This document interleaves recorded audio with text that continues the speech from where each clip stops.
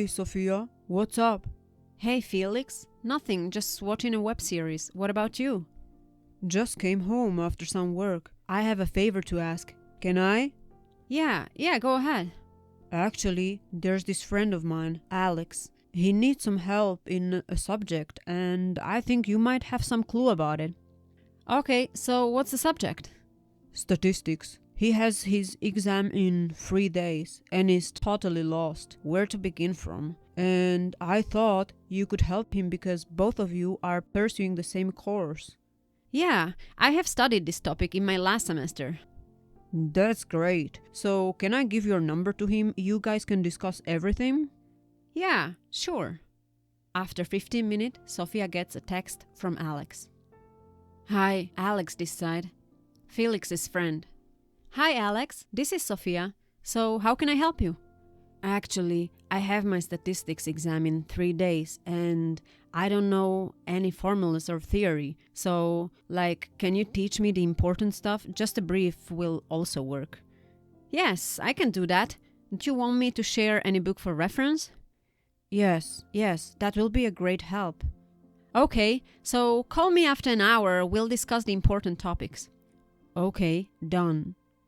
For 3 days, we spoke regularly and very frequently over text, but I was still very formal with him, as I still saw him as Felix's friend and not mine, whom I just have to help and probably will never speak after that, so why waste time in creating bond which will not last? And apart from this reason, one major reason for me being shy was my introvert nature. I rarely reach out to people for socializing due to my anxiety, and there are only a handful of people in my life with whom I'm very comfortable in talking and sharing about my life. And Felix is one of them. I met Felix in 5th grade, and ever since then, he has been my closest friend among all. But for some reason, there was one more person who was now becoming part of that handful circle, and it all happened so swiftly that I didn't even realize that Alex has now become a huge part of my life. My whole life, I have been more of a listener, but with Alex, it was different. He asked me questions that no one ever asked me, or asked me about my honest feelings about various things, which I wanted to share badly, but only if someone asked me. Yeah, sounds weird, but this is how I'm built. Dude, am I sensing something? Stop, I'm just telling you what's happening. Okay, I'm all ears. Tell me everything in detail. Okay, so after talking to him for 6 months, one day he suddenly said something which startled me. Hey, Sophia, can I ask you something if you don't mind? How many times I told you, Alex, you don't have to ask for my permission to say your mind. Go ahead. Promise me that you won't be angry or stop talking to me. Alex, in general, was a very sweet and observant human, but with me, he was always very conscious as to not do something that will offend me or make me angry, that I'll stop talking to him or he might lose me. Because till this time, he pretty much knew everything about me and my feelings, thoughts and behavior, even more than Felix. So, knowing my introverted nature, he knew if I get anxious, I'll just run away from it and he can't take that risk. So he asked me very gently. I gave this a very serious thought and realized that I can't keep this to myself. I have to tell you. So, Sophia, when we first started talking 6 months back, I got a very strange vibe, like how can anyone be so soft while talking and gentle in her behavior, who got ready to help a stranger. And as we spoke more and more about each other, I realized that I have feelings for you. I'm still very scared writing all this because I don't know how you'll react to this, but I wanted to be honest with you and myself about these feelings. And even if you can't be in my life the way I want to be friends with you forever. Sophia, you don't have to react or say anything immediately, and whatever your decision will be, I'll respect it. Sophia, are you there? Are you listening? Oh, yes, I'm listening. Alex, I appreciate your feelings. I'm sorry I can't reciprocate the same. Hey, you don't have to be sorry about anything. I'm happy with us just being friends. Thank you, Alex, for your understanding.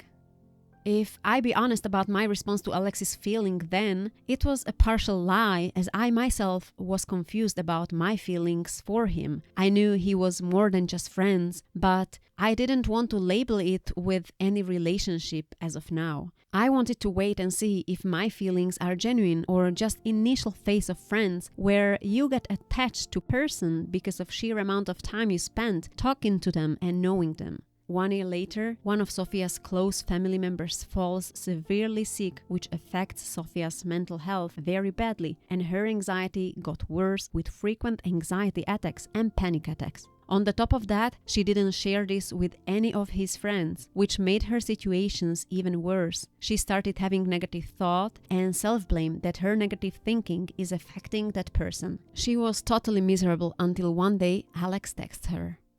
Hey Sophia, what's up? Hey, nothing, just fine. So, any new thing happening in your life? No. Okay, and how's studies going? Going well. What happened, Sophia? Why are your replies so short and weird? Is everything alright? Are you alright, Sophia? Yes, I'm fine, Alex. But your tone is telling me something else. Sophia, be honest and tell me what happened. After asking Sophia for a few minutes, she finally gave in.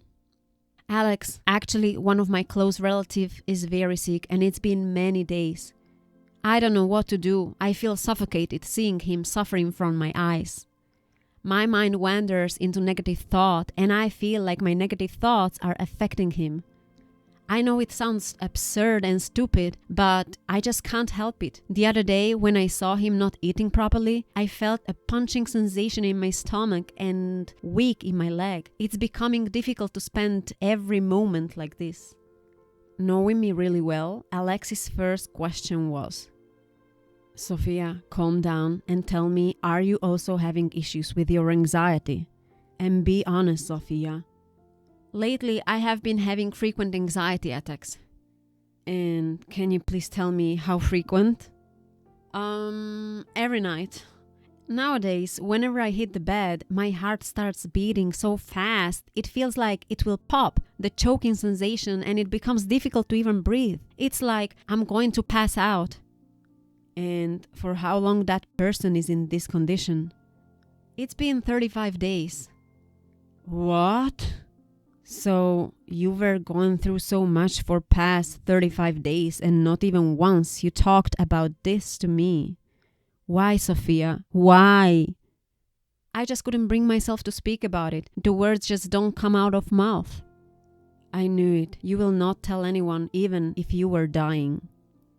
I just thought that I would be disturbing you with my nonsense and you may be thinking it's my everyday story and I might spoil your day. I don't know what's happening. Sophia, let me think my thoughts. And please don't assume anything. Even if you tell me about most boring day of your life, I'm all ears for you. And you don't have to think twice about telling me anything. Just text me or call me anytime you want, even if it's 1 in the night. I don't, Alex. I just can't get off my thoughts and anxiety. It hurts even when I smile, like I'm pretending to be happy, to be in the moment, but my mind is still in that black hole of anxiety and overthinking. I'm scared that something bad happened to him.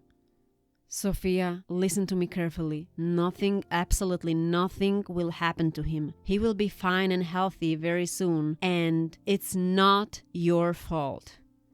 Did you get it? Trust me. Yeah, I try my best. What? You went through all this and didn't tell any one of us? This is not right, Sophia. I'm sorry, but I'm telling you now, so please listen and comment after I finish. Oops, okay.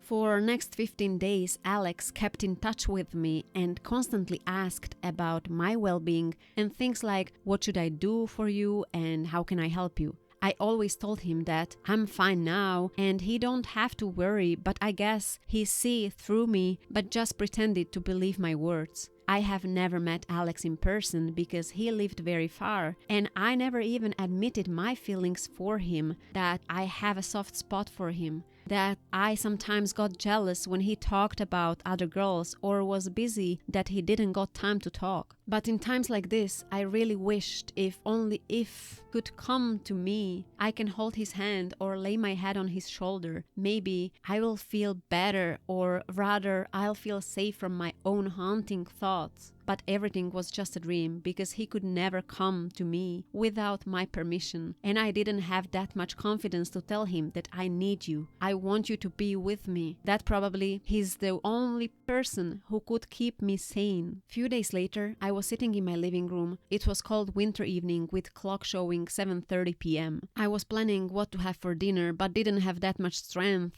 to walk to the kitchen and make myself something. Maybe I have to survive on bread and butter. As the night was coming, my anxiety was also kicking, which being alone in the evening made it worse. Mentally tired, I was about to go in a slumber that I heard my doorbell ring, and as I opened the door, I couldn't believe what I saw. For a second, I thought I was dreaming. Alex was standing right in front of me. Being used to seeing him in pictures and video calls, I never thought he has such a great physique. Not that I'm complaining. He was wearing a black turtleneck sweater and a long coffee-colored coat with jet black boots, finishing the look with rimless specs. His cheeks had turned light red in color due to cold outside and was holding a bucket in his hand. I stood there just blankly staring at him for a few seconds, and before I knew, tears started rolling down my cheeks, and without thinking, I just hugged Alex and started crying. He didn't say anything and just embraced me in his arm and gently stroked my head in silence. And for literally next 10 minutes, we stood there like that, hugging him, felt comfortable. He was warm and I could hear his heartbeat. It felt like maybe life is worth living, that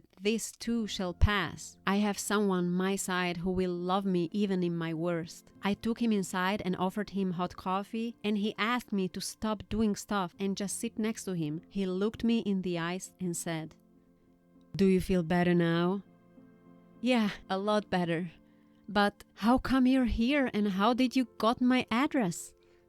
"There's only one person who can give your address to me." "Felix?" "Bingo. So after talking to you, I felt a bit restless thinking that you suffering here alone and I can't do anything for you. So I just decided to come and meet you in person." And for some reason, I again got emotional. I don't think I deserve such a caring person like you. You deserve every happiness in this world, Sophia. After talking for a bit, Alex asked me if I had dinner and asked me wait as he goes to the kitchen to prepare dinner. Seeing that I have run out of veggies and stuff, he asked me, "Sophia, where are the veggies?" There are no veggies at this moment." "So, what were you going to have for dinner?" "Bread and butter, maybe." "You serious? Who eats that at night?" I didn't respond to him, and he suddenly asked me, "What were you eating nowadays for dinner, by the way?" And when I replied bread and butter or just milk, he was stood there in shock. "Girl, there's something really wrong with you. Just go wait in the living room. I'm going to make something for you." Alex prepared spaghetti with meatballs, and God, they were so good. After doing the dishes, we sat in the living room talking about random things. Alex then asks, "Do you still have nightmare due to anxiety?" "Did Felix told you that?" "Yeah, one day we were casually discussing something and came up about you, to which Felix said she does gets miserable when anxious and even gets nightmare due to it. That once you went to his house for sleepover and his mom saw at night that you were suddenly sweating hard and your body was burning. When woke you up and you explained your situation, it was then when Felix found out." Yeah, I actually tried many therapies to get this problem fixed, but the doctor said that this can't be cured entirely, but can only be reduced and managed up to some extent. After talking for almost like 3-4 hours, he saw I looked tired and sleepy, so told me that I think we sleep now as you look tired. To this I agreed because truly I was very tired. I showed him his room. He told me that he need to mail an important file to the department, so he'll go to sleep after finish it. You go to sleep. I'll sleep after I send one important file to the department. Good night. Oh, okay. Good night. If you need anything, just come and ask me, okay? Yeah, sure. It took him almost 2 hours to finish the file, and just as he was about to sleep, he saw that there was no blanket in the room, and he looked in the cupboard but couldn't find it. So he came to my room to ask for it. But he saw that I was clenching my blanket very tightly and was sweating hard. He touched my forehead to check the temperature, and it was burning. He immediately woke me up and hugged me to cool down my mind and snap me back into reality. He kept hugging me next 5 minutes because he knew I was scared and asked me if he can be with me for the night. And I just said yes. Damn, Carl! Well, I'm happy you found someone who'll be by your side in your good and bad times. And thank God you're opening to people. I'm so happy.